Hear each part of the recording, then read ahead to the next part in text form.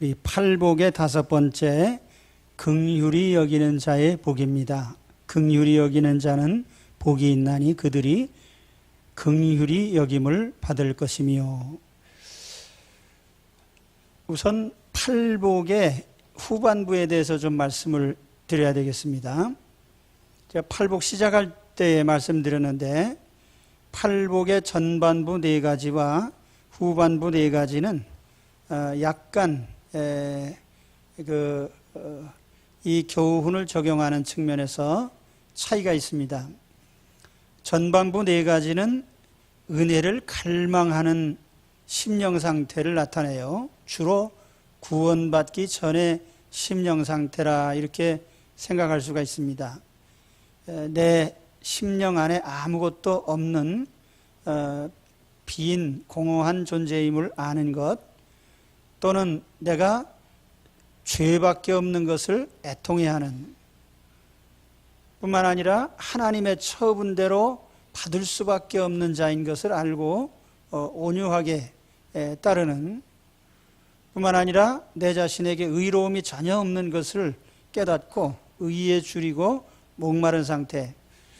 그런데 후반부로 가면은 이것은 이제 예수 그리스도 안에서 은혜 받은 사람의 심령 상태라고 할 수가 있어요. 그래서 이제는 긍휼히 여기는 자가 되고, 또 마음이 청결한 자가 되고, 화평케 하는 자가 되고, 이제는 의를 위해서 기꺼이 박해를 받는 사람이 된 것입니다. 그렇다고 해서 이 후반부 네 가지가 자력으로 그렇게 된다는 뜻은 아니에요. 긍휼히 여기는 것은 긍휼히 여김을 받았기 때문에 가지는 마음이고, 또 마음이 청결한 것은 내가 깨끗하게 수련을 했다는 뜻이 아니고 하나님이 내 마음을 깨끗하게 속죄해 주셨다는 뜻이에요. 그리고 화평케 한다는 의미도 중보자이신 예수님을 통해서 내가 하나님과 화해한 것처럼 나도 이제 화해자가 된다는 의미이고요. 의를 위해서 박해를 받는 것도 이제는 하나님이 거저주신 의를 내가 사수하기 위해서 기꺼이 투쟁하는 그런 모습이죠. 그래서 오늘 우리는 이 팔복을 듣는 가운데 우리가 이 팔복에 참여하는 자들이 되어야 돼요. 심령 가난의 복을 받으셨어요?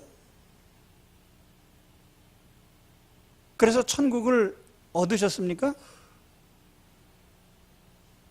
애통하는 복을 받으셨어요? 그래서 하나님의 위로를 받으셨습니까?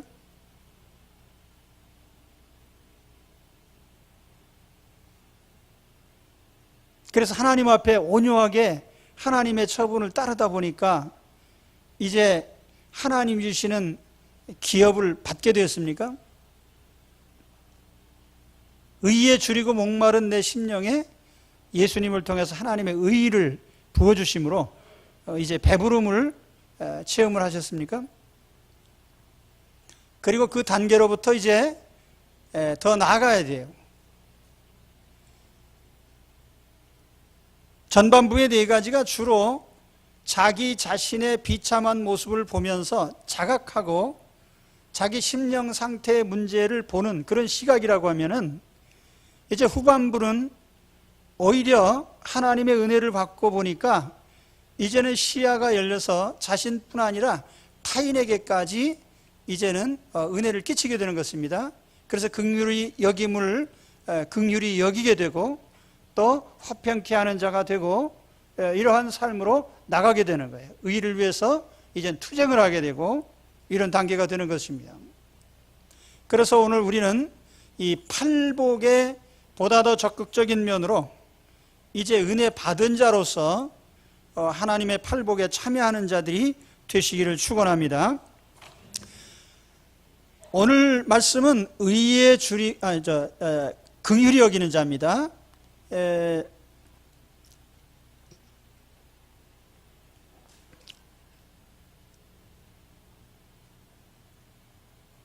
그럼 먼저 이제 긍휼이라는 것이 뭐냐?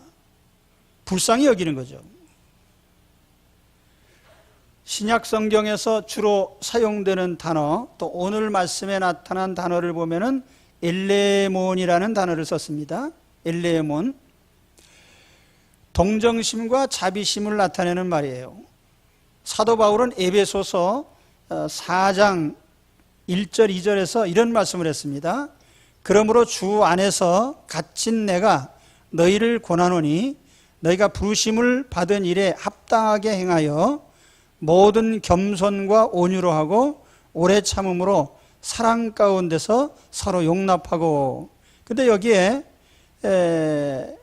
부르심을 받은 일에 합당하게라는 말은 구원받은 자의 그런 입장에서 하나님의 자녀가 되었으니 이제는 일해야 되지 않겠는가.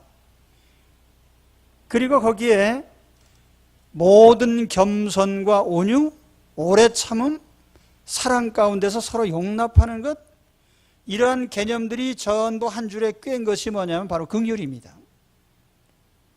또 우리가 사랑이라는 단어로 많이 표현합니다마는 긍휼이라고 하는 표현, 구약 성경에서도 이 긍휼의 개념은 상당히 폭넓은 의미로 받아들여집니다. 모세가 쓴 글이나 또 이사야서에 보면은 이런 표현들이 나타나요. 나는 은혜 베풀 자에게 은혜를 베풀고 긍휼히 여길 자에게 긍휼을 베푸느니라. 이 하나님 말씀을 보실 때 이 긍휼이라는 말이 독자적으로 하나만 쓰이지 않고 비슷한 용어들이 같이 쓰이는 걸 주목하셔야 됩니다. 은혜 베풀 자에게, 은혜라는 표현과 긍휼히 여길 자에게, 긍휼이라는 말이 같이 나타나죠. 또 출애굽기 34장 6절에 보면은 여호와께서 그의 앞으로 지나시며 선포하시되 여호와라 여호와라 자비롭고 은혜롭고 노하기를 더디하고 인자와 진실이 많은 하나님이시라. 여기에 자비, 은혜, 인자 이런 말들이 같이 사용되고 있습니다. 이사야 30장 18절에 보면은 그러나 여호와께서 기다리시나니 이는 너희에게 은혜를 베풀려 하시며 일어나시리니 이는 너희를 긍휼히 여기려 하심이라. 여기 은혜를 베푸는 것, 긍휼히 여기는 것, 이런 표현이 이제 같이 쓰이고 있어요. 이사야 54장 8절에도 내가 넘치는 진노로 내 얼굴을 내게서 잠시 가렸으나 영원한 자비로 너를 긍휼히 여기리라. 여기 자비와 긍휼. 그래서 구약 성경에 자주 나타나는 용어들이 있습니다. 하나님의 이 긍휼을 표현하는 첫 번째 단어는 라함이라는 단어인데 이게 긍휼이라는 단어예요. 라함. 그리고 두 번째는 은혜. 이건 하나니라고 하는 단어에 나타나 있고요. 세 번째는 인자와 자비. 이걸 이제 히브리 말로 헤세드라고 합니다. 그래서 이 라함, 또 하난, 헤세드 이런 단어들이 이제 하나님의 긍휼을 표현하는 그런 말들입니다. 이 긍휼은 하나님과 인간 사이의 관계를 표현하는 가장 적절한 말이에요. 하나님과 인간 사이의 관계를 표현하는 가장 적절한 표현이 긍휼이다. 다시 말하면 하나님과 인간 사이의 관계는 하나님이 인간을 긍휼히 여기는 관계 속에 있는 거예요. 하나님과 우리 사이의 관계는요, 하나님이 우리를 긍휼히 여기시는 관계 속에서 존재합니다. 이게 대단히 중요한 원리예요. 하나님이 우리를 불쌍히 여기시고 긍휼히 여기시는 관계 속에서 하나님과 인간 사이의 관계가 맺어지는 겁니다. 우리 성도들도 마찬가지죠. 그래서 성경의 역사는 곧 하나님이 인간을 긍휼히 여기신 역사라고 우리가 볼 수가 있습니다. 아담이 타락한 후에 하나님이 관계 끊어졌다 그만 보자, 그것이 아니고 다시 아담을 찾으시고 부르시고 가죽옷을 해서 입히시고 구원을 약속하시고, 그리고 이제 아브라함을 하나님께서 부르셔서 그 자손을 구원하실 것을 약속을 하셨죠. 약속대로 애굽에 있는 이스라엘 백성들을 이제 때가 될 때 그들에게 나타나셔서, 그들이 뭐 구원을 갈망한 것도 아니에요. 그렇지만 하나님께서 나타나셔서 구원해 주시고, 광야 40년 동안 이스라엘 백성들은 항상 하나님께 원망 불평밖에 한 게 없어요. 그래도 하나님이 끝까지 가나안 땅으로 인도하시고, 무슨 능력이 있어서 가나안 정복한 거 아닙니다. 하나님 정복하게 해주셨죠. 그게 다 긍휼이에요. 긍휼에 의해서 아브라함 부르시고, 긍휼에 의해서 이스라엘 백성 구하시고, 긍휼로 강화를 통과하게 하시고, 또 긍휼로 가나안을 차지하게 하시고요.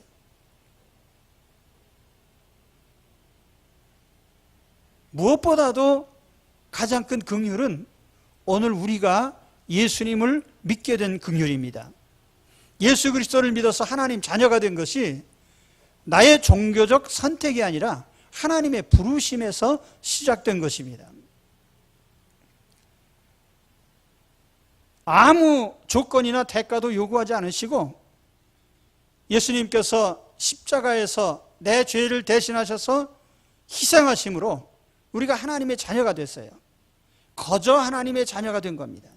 하나님이 불쌍히 여기신 결과예요. 오늘 우리가 하나님 자녀가 된 것은 하나님이 긍휼히 여기신 결과일 뿐입니다.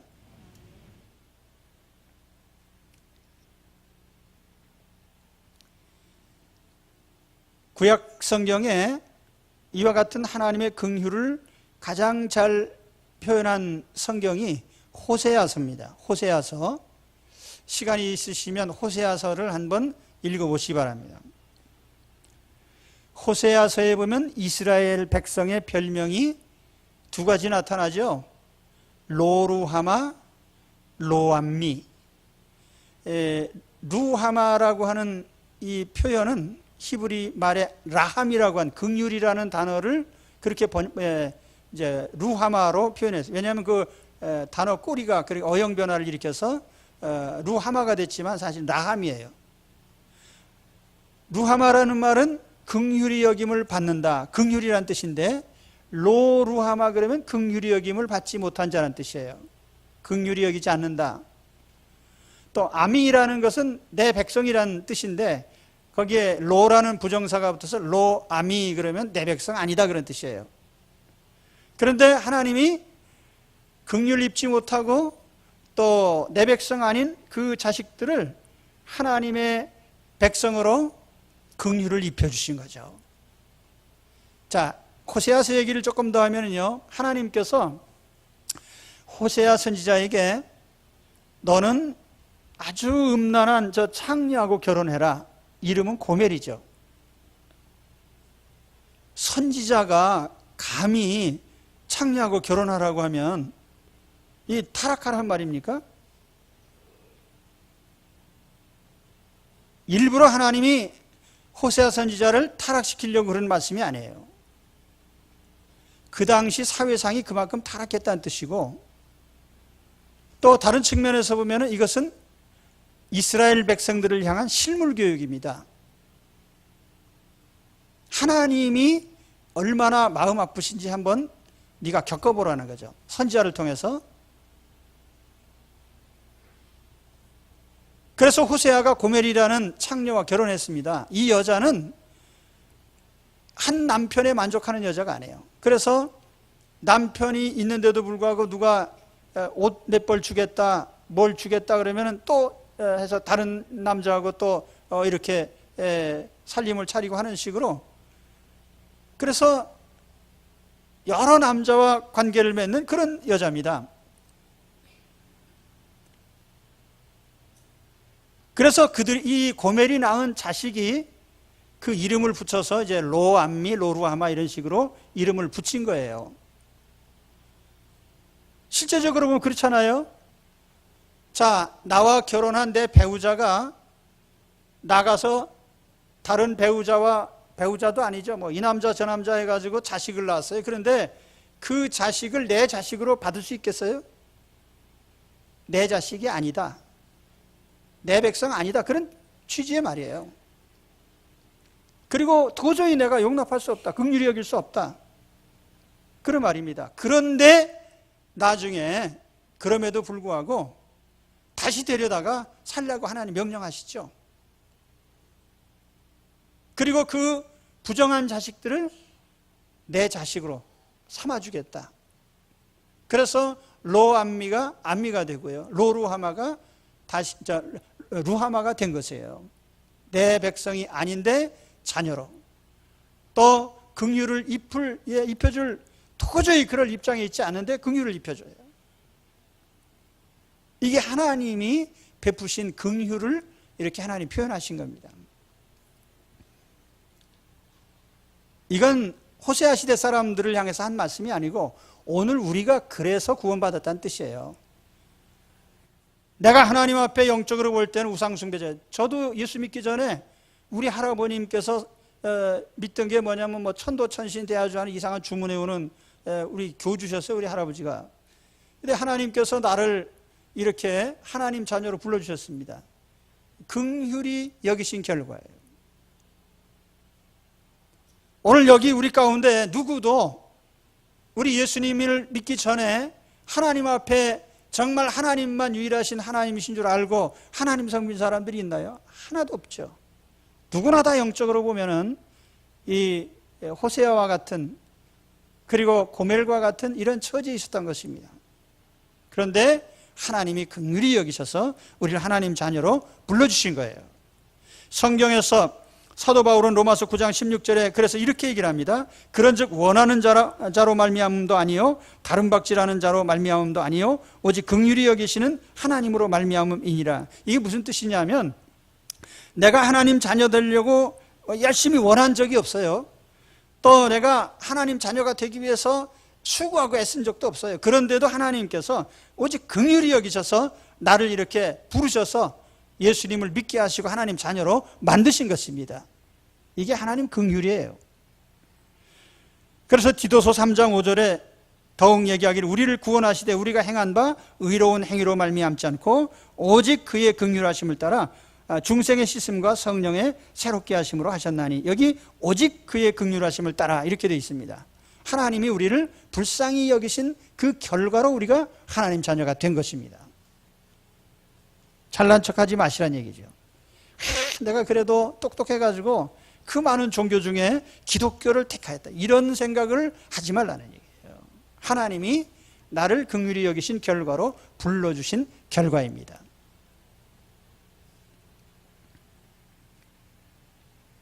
그래서 엄청 좋아하셔야 돼요, 지금. 무표정하게 계시지 마시고요. 그래서 예수님 만난 사람들은 되게 다 그래요. 간음하다 현장에서 잡힌 여인, 혹은 뭐 수가성에서 예수님 그 물 한 그릇 떠드린 그 수가성 여인, 세관에 앉아있던 마태나 삭개오나 예수님 오른편에서 사형당한 살인범이나 전부가 다 가망성 없는 사람들이죠. 하나님 앞에 볼 때는 하나님 자녀될 자격이 전혀 없는 사람들이에요. 근데 하나님이 불쌍히 여기셔서 그들을 불러주신 겁니다. 우리는 지금도 매일매일 하나님께 이런 긍휼을 입고 있습니다. 매일의 삶을 통해서 하나님이 나를 긍휼히 여겨주시고 계셔요. 그래서 우리가 멀쩡하게 사는 겁니다. 만일 내가 말로 죄를 짓고 생각으로 죄를 짓고 행동으로 죄를 지은 그대로 하나님이 하나하나 우리를 징계하신다면 여기 멀쩡한 사람이 하나도 없어요. 우리가 잘못할 때마다 하나님이 세상 말로 다리를 부러뜨린다. 그럼 여기 멀쩡하게 걸어다니는 사람 있어요? 하나님이 작은 죄 하나 지을 때마다 머리카락 하나씩 뽑으면 다 대머리 되셨을 겁니다. 그죠? 멀쩡한 사람이 없는 게 하나님 앞에. 그런데도 이렇게 멀쩡한 것은 뭐예요? 하나님이 매일매일 나를 불쌍히 여기신 결과예요. 우리가 어떤 직책을 맡는 것,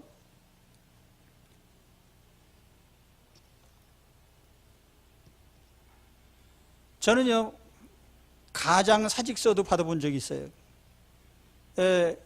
교인들 중에 가정을 세워가다가 힘들어가지고 저한테 사표를 가져왔는데 내가 그거 받을 입장에 있는 사람이 아니거든요. 여러분 혹시 가장 노릇하다 힘드시면 제게 사표를 가져오지 마세요. 나는 사표를 받을 입장에 있는 사람이 아니란 말이에요.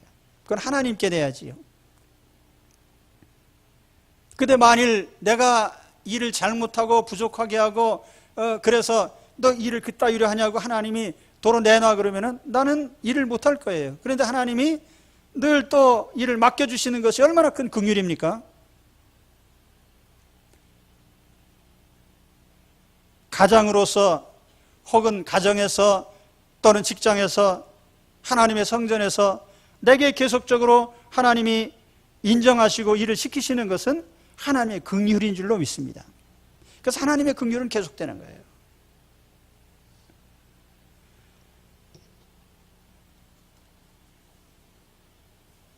그래서 오늘 하나님이 우리에게 명령하시는 바가 무엇입니까? 긍휼히 여겨라 그 말이에요. 긍휼히 여겨라. 긍휼히 여기는 자가 복이 있다. 우리도 긍휼을 받았잖아요. 그래서 복이 있는 것인데 긍휼히 여기게 되면 우리는 복 있는 삶을 살게 되는 거예요. 긍휼히 여겨라. 이거 명령이에요.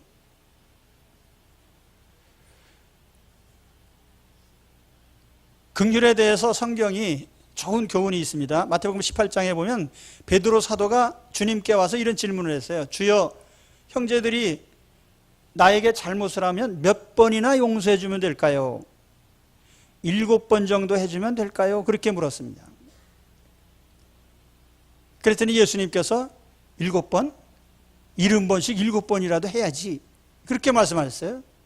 베드로 사도가 7번 용서해 주면 될까요? 라고 물은 것은요, 굉장히 인심 쓴 겁니다. 이게 랍비들이 보통 가르칠 때 3번 정도 용서하고 4번째는 용서 안 해도 된다고 그랬어요.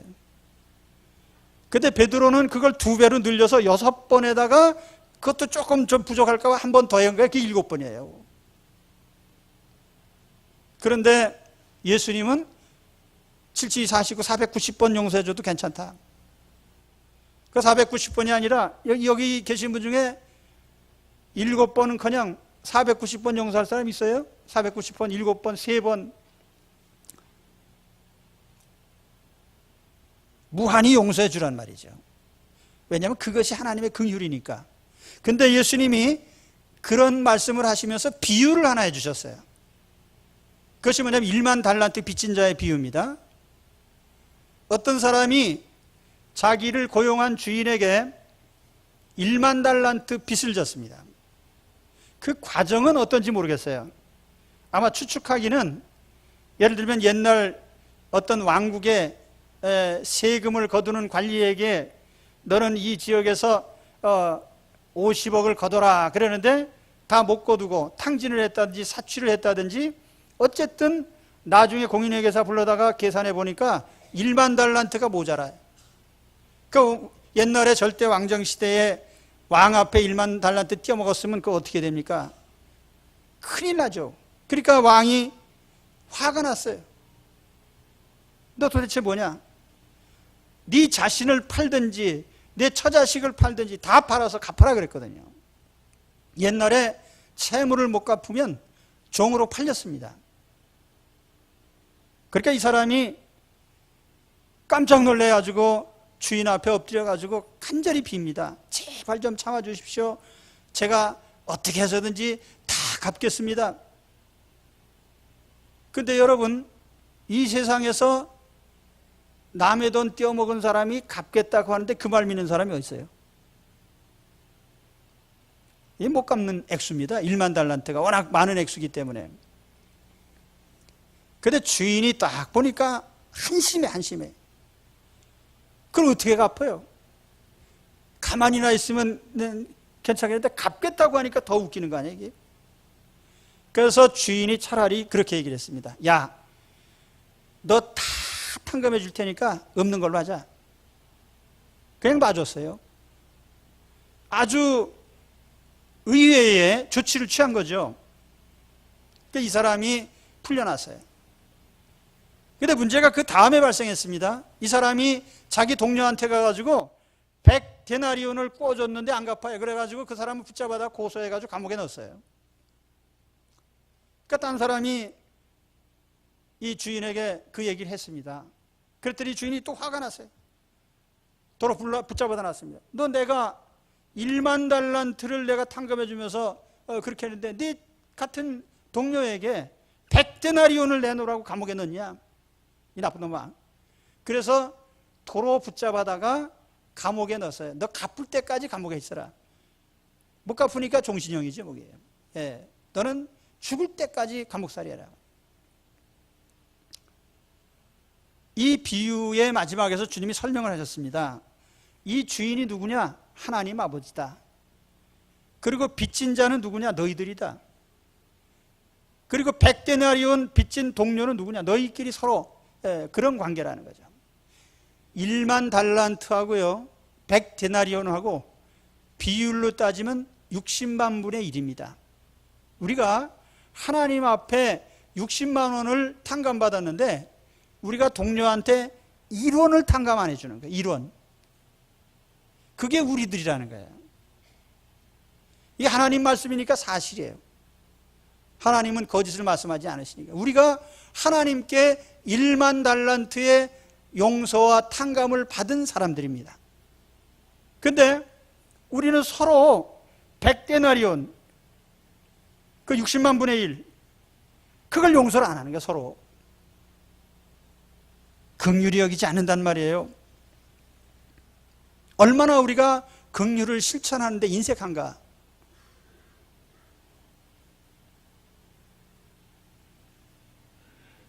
아마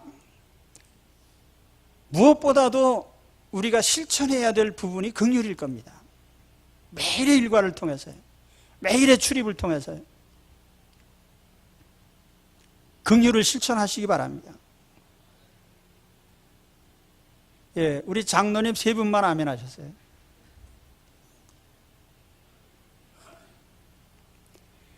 동대문에 가면 현판이 붙어 있는데 뭐라고 붙어 있죠?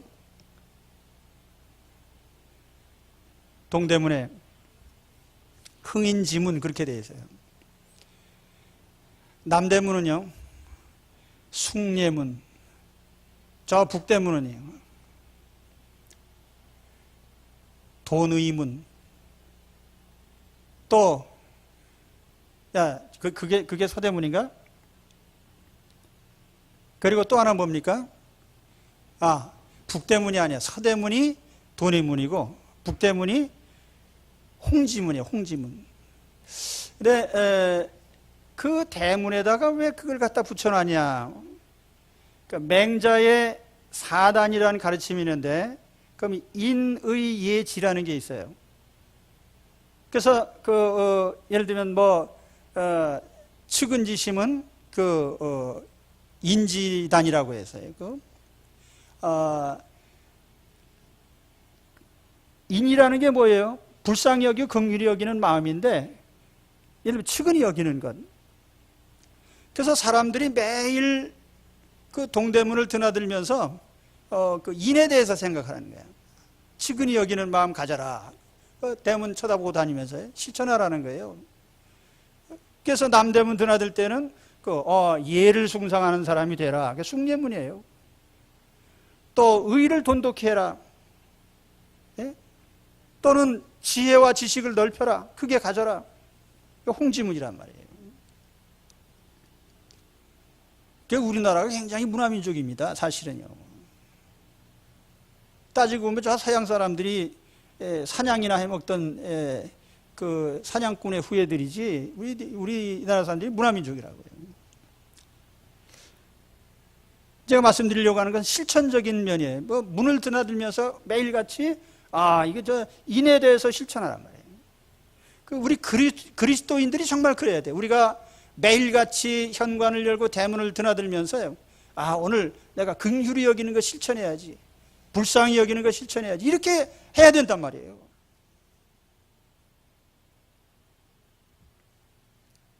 하나님께서 오늘 우리에게 명령하십니다. 용서하라, 관용하라, 탕감해줘라. 아무 일도 없었던 것처럼 용서해주라. 그렇지 않으면 내가 내게 빚진 것을 도로 찾으리라. 자, 그래서 우리가 긍휼히 여겨야 되는데, 이렇게 긍휼히 여기는 자에게 주신 복이 뭡니까? 긍휼히 여기는 여김을 받는 복이에요. 아마 8복 가운데에 가장 큰 복일 수도 있습니다. 네. 우리가 이 땅을 살아가는 동안에 긍휼히 여김을 받는 복. 긍휼히 여기는 사람들이 되시기 바랍니다. 오늘 이 성전을 나서면서 내가 참 긍휼히 여기는 자가 되어야 되겠다. 그럼 긍휼히 여김을 받단 말이에요. 그 대가로 하나님께서요. 저는 긍휼히 여김을 많이 받은 사람이에요. 어려서부터 제가 유복자로 태어나서 참 가난한 집에 피난민의 후예로 자라가면서요. 어떻게 보면은 나도 배우지도 못하고 어떤 한 구석에 그냥 처진 인생이 될 수도 있는데, 나를 만나는 사람들이 다 나를 도와주고 귀하게 여기고 공부도 시켜주고, 그래서 제가 지금까지 왔어요. 제가 내 자신을 거울을 보면은요, 요즘에는 한결 잘생겨 보입니다.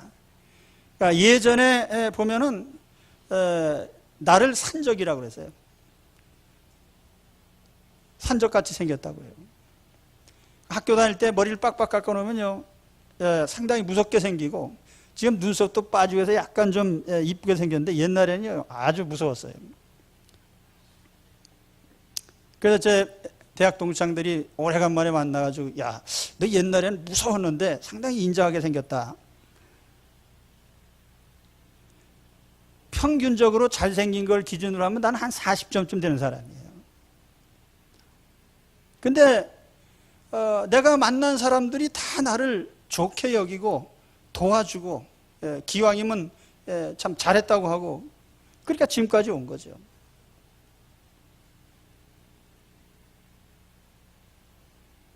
목회도 마찬가지예요. 나는 긍휼히 여김을 받는 목회를 하고 있고, 또 긍휼의 목회를 하고 있습니다. 요즘 목회자들을 보면 아주 치열합니다. 그래서 야전사령관 같아, 목회자가. 일사불란한 조직을 만들고, 그냥 논산훈련소 같이 훈련시키고, 또 그래서 탱크같이 추진력을 가지고 무슨 비전을 제시하고, 나는요 거기에 해당 사항 하나도 없는 사람이에요. 요즘 사람들도 비전을 엄청 좋아해요.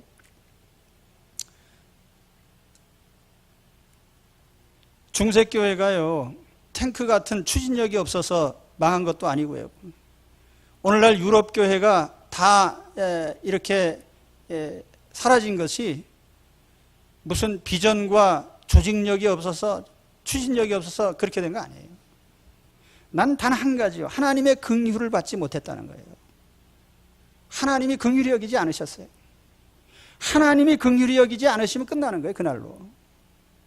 개인의 인생이든 하나님의 교회든 나라가 됐든 어느 집단이 됐든 마찬가지예요. 하나님이 긍휼히 여기시지 않으면 끝장나는 거예요.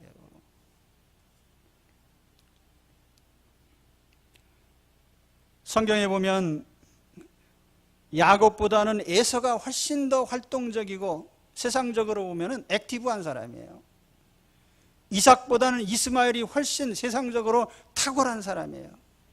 그러나 하나님께서 야곱을 쓰시고 에서를 쓰시고, 그래서 하나님의 일을 하셨습니다. 거기 무슨 이유가 없어요. 에서와 야곱을 인물적으로 비교한다면요, 에서가 훨씬 탁월해요. 이삭보다는 이스마엘이 훨씬 더 우월해요. 그래도 야곱이고 그래도 이삭입니다. 하나님이 긍휼히 여기셨기 때문에.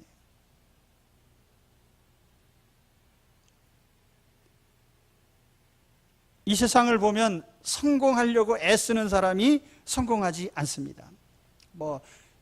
성공하는 사람의 7가지 습관 이런 책도 있는데, 나는 제목만 보고요, 내용은 안 봤어요.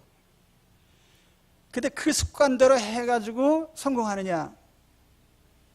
그 책대로 해서 성공할 것 같으면 다 성공했을 텐데, 책을 안 읽어서 성공 못했는지, 읽어도 성공을 못했는지.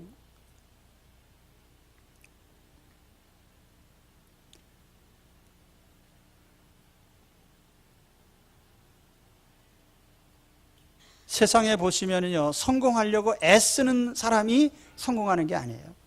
부자 되려고 애쓰는 사람이 부자 되지 않습니다. 높아지려고 애쓰는 사람이 높아지지 않습니다. 유명해지려고 애쓰는 사람이 유명해지지 않아요. 괜히 인위적으로 높아지고 유명해지고 뭐 이렇게 하려고 했다 말 한마디 잘못해가지고 하루아침에 신궁창에 떨어지는 일이 있어도요, 예, 그렇게 애써가지고 부자 되고 높아지고 유명해지고 그런 게 아니에요.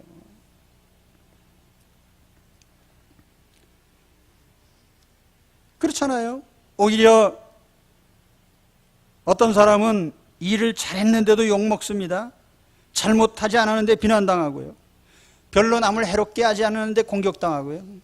그런 사람들이 많잖아요. 그렇다고 이 모든 게 우연이란 말이 아닙니다. 하나님의 섭리 아래에 있다는 뜻이고요. 하나님의 긍휼을 입으라는 말씀이에요. 그렇기 때문에 진정한 복은 무엇입니까? 하나님이 긍휼히 여겨주시는 복이에요. 하나님이 긍휼히 여겨주시는 그 사람은 언제든지 호의를 입을 수가 있고요. 그런 사람은 언제든지 하나님이 높여주시고요. 부하게 하시고 얼마든지 하나님께서 유명하게 하십니다. 그래서 우리가 이 세상을 살아가면서 굳이 공격적인 모드로 살 필요가 없어요. 굳이 비판적이고 공격적인 모습으로 살지 않아도 됩니다. 하나님이 도와주시는 사람은 어떤 처지에서도 결코 패하지 않습니다. 하나님이 도와주시기 때문에요. 그것이 다니엘이고 그것이 요셉이고 그것이 에스더 아닙니까? 어떻게 에스더가 그 많은 왕비의 후보들을 제쳐놓고 페르시아의 왕비가 됐죠?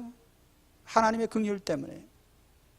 어떻게 다니엘이 이방 나라 속에서 그 많은 젊은이들 속에 두각을 나타냈죠? 하나님이 긍휼히 여기시기 때문에요. 요셉이 어떻게 30세 애굽의 총리가 됐어요? 하나님이 긍휼히 여기신 결과예요. 노아가 어떻게 그 많은 사람들 가운데 구원받았어요? 성경은 이렇게 분명히 말합니다. 그러나 노아는 여호와께 은혜를 입었더라. 여호와께서 요셉과 함께 하심으로 그가 형통한 자가 되어 그의 주인 애굽 사람의 집에 있으니 하나님이 다니엘로 하여금 환관장에게 은혜와 긍휼을 얻게 하신지라. 너는 크게 은총을 입은 자라. 하나님의 긍휼 속에 있는 사람이 가장 복된 사람이에요. 하나님의 긍휼 속에요.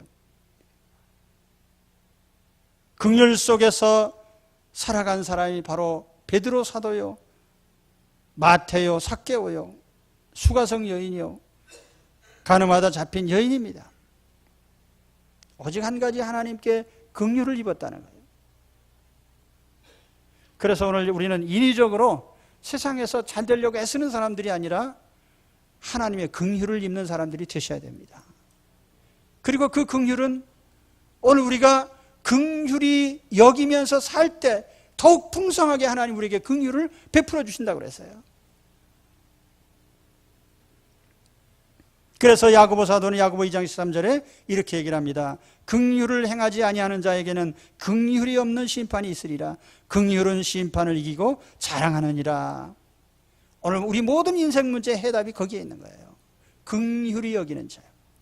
그래서 하나님의 긍휼 속에 살아가는, 오늘 내가 부딪힌 모든 문제의 해답이 긍휼 속에 있습니다. 그래서 하나님의 긍휼을 입는, 긍휼히 여기면서 더 많은 긍휼을 입는 그런 분들이 되시기를 주의 이름으로 축원합니다.